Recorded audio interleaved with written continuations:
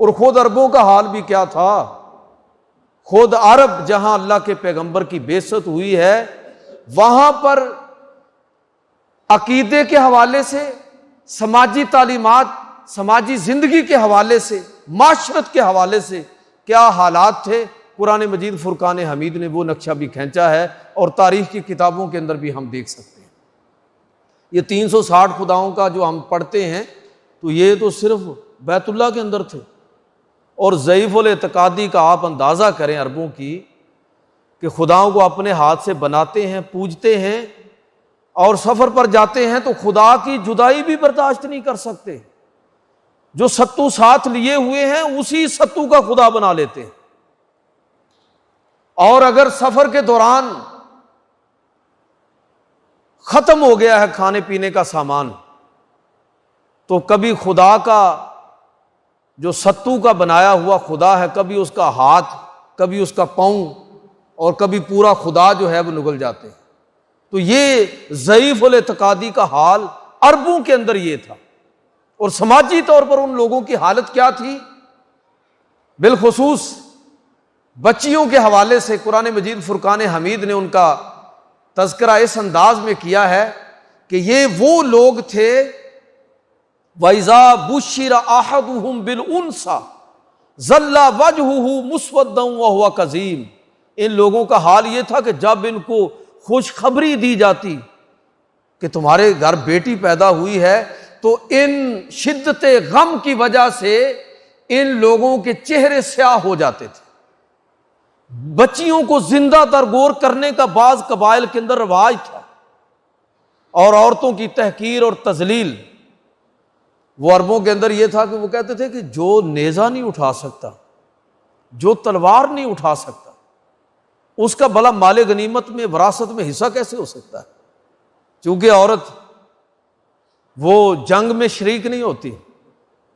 اور وہ تلوار اور نیزہ استعمال نہیں کر سکتی،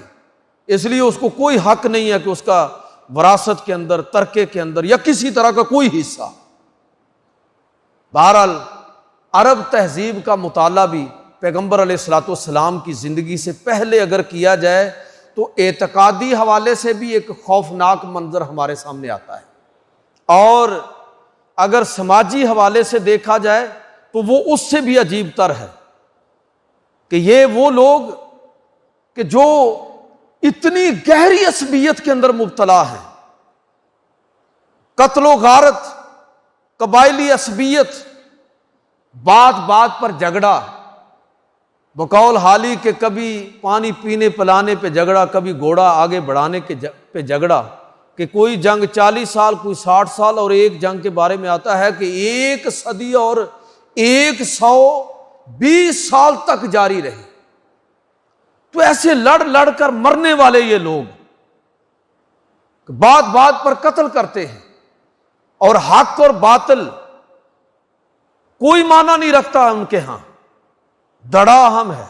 قبائلی عصبیت اتنی مضبوط ہے کہ لوگ حق اور سچ کی بجائے اپنے قبیلے کے ساتھ کھڑا ہوتے ہیں۔ آپ نے غور کیا کہ شیب ابی طالب میں پورا قریش کا قبیلہ حضور کے ساتھ تھا، اور ایمان نہیں لائے تھے، ایمان نہیں حضور پر لائے،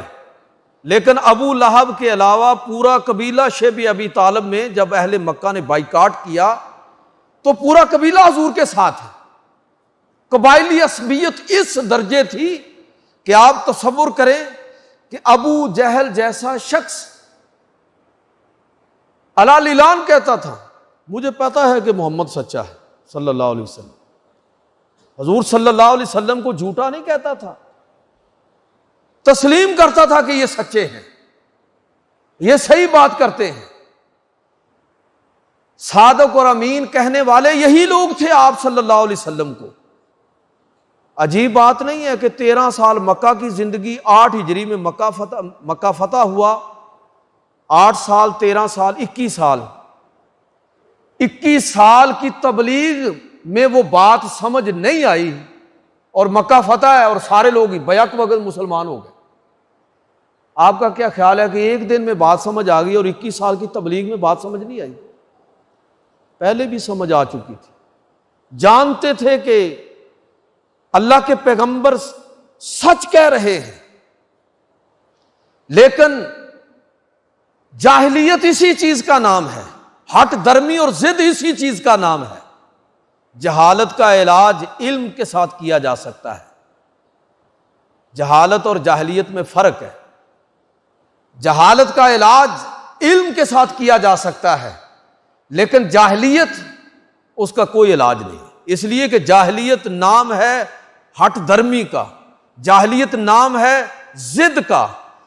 جاہلیت نام ہے میں نہ مانوں، جاہلیت کا مطلب ہے